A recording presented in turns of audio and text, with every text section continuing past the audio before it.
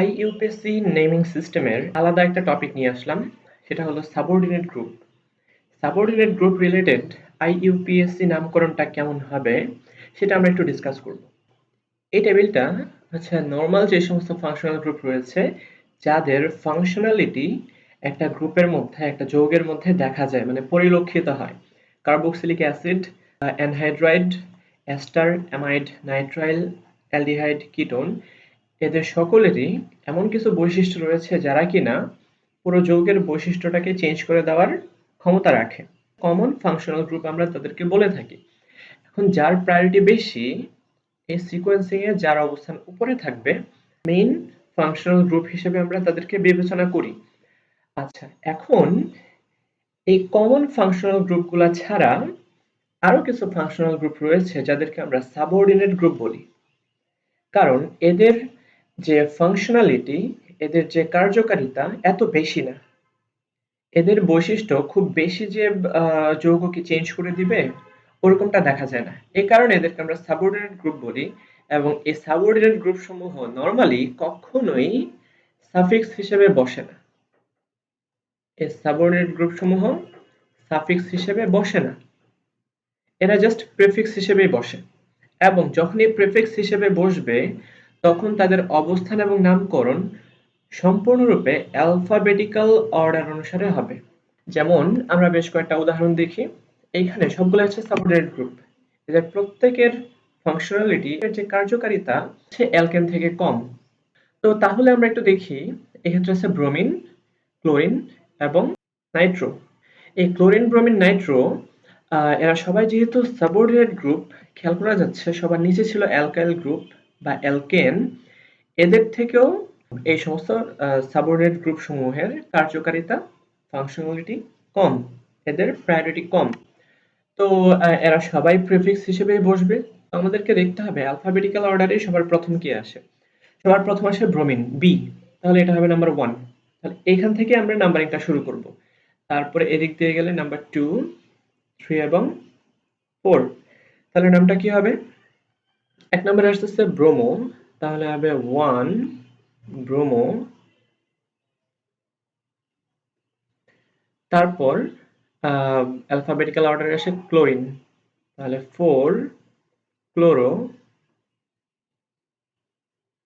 4 chloro, 2 Nitro, তারপর হবে benzene. এটা বেনজিন রিং এর সাথে যুক্ত আছে, তাই এটা হচ্ছে একটা নাইট্রো বেনজিন। ওকে, 1 bromo, 4 chloro, 2 nitrobenzene. Just alphabetical order আমাদেরকে ফলো করতে হবে। যার অ্যালফাবেটিক্যাল অর্ডার শুরুতে আছে সেখান থেকে আমরা নাম্বারিংটাও শুরু করব।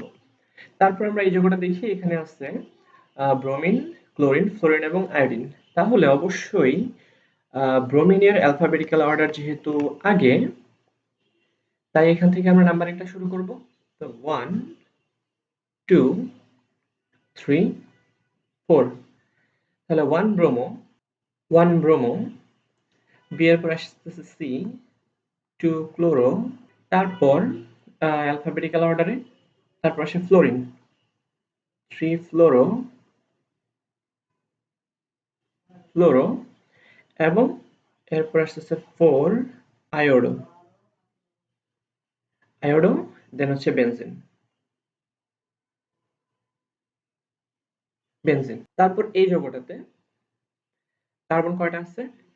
1 2 3 4 5 6, 6টা কার্বন আছে। তাহলে এটা হবে হেক্সেন। আমরা শুরুতেই লিখে ফেলি, এটা হচ্ছে হেক্সেন, হেক্স মূল শব্দ। আর প্রত্যেকটার মধ্যে একক বন্ধন থাকার কারণে এটা হবে এন। এটাই হচ্ছে আমাদের সাফিক্স এন। তারপর যে সমস্ত গ্রুপ যুক্ত রয়েছে, যেমন এদিকে যদি আমরা এদিক থেকে যদি নাম্বারিংটা করি তাহলে এখানে ক্লোরিনকে আমরা আগে পাবো, আর এদিক থেকে যদি নাম্বারিং করি নাইট্রোকে আগে পাবো। এখন বিষয় হচ্ছে যে এন কিন্তু ক্লোরিন বা সি এর পরে, তাই আমরা নাম্বারিংটা এদিক থেকেই শুরু করব। 1 2 3 4 5 এবং 6।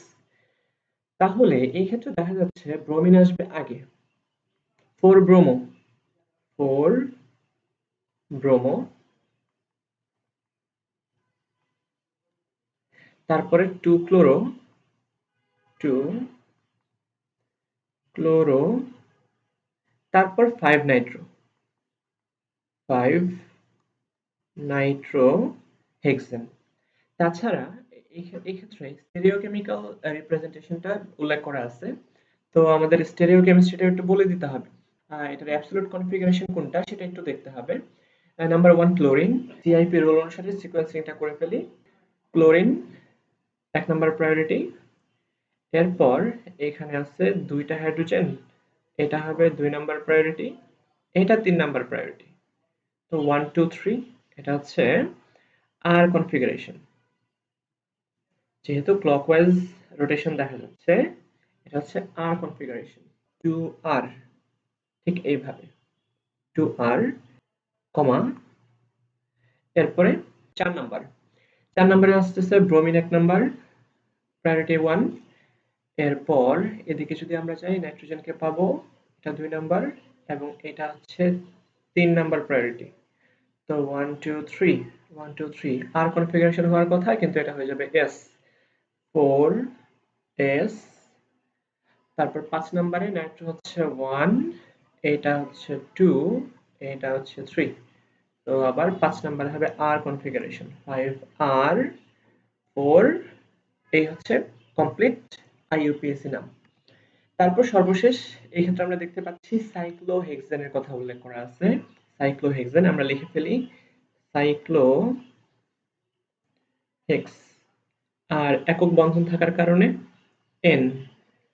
এবার দেখি ব্রোমিন এবং ক্লোরিন আছে, তো উভয়ের যেহেতু এটা প্রেফিক্স, তাই নাম্বারিংটা আমরা বি থেকে শুরু করব, 1 2 3। তার মানে 1 ব্রোমো এবং 3 chloro, 1 bromo, 3 chloro cyclohexane, 1 bromo 3 chloro cyclohexane. এবং আমাদের অ্যাবসলিউট কনফিগারেশনটা উল্লেখ করে দিতে হবে। ব্রোমিন আমরা একটু দেখি, এটা হচ্ছে 1, এই সাইডে হবে 2, এই সাইডে 3, 1 2 3। আর কনফিগারেশন হওয়ার কথা, যেহেতু 1 নাম্বার নিচে আছে, এটা হবে S। তার মানে 1 নাম্বারে আছে 1S। তারপর 3 নাম্বারে দেখি ক্লোরিন 1 নাম্বার, এটা হবে 2 নাম্বার, এটা 3 নাম্বার। এটা S হওয়ার কথা, কিন্তু যেহেতু 1 নাম্বার নিচে আছে, 4 নাম্বার উপরে আছে, তাই এটা উল্টে হয়ে যাবে R।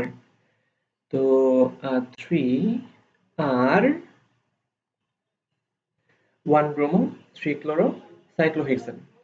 তো এই হচ্ছে সাবঅর্ডিনেট গ্রুপ রিলেটেড আমাদের যে সমস্যাগুলো ছিল।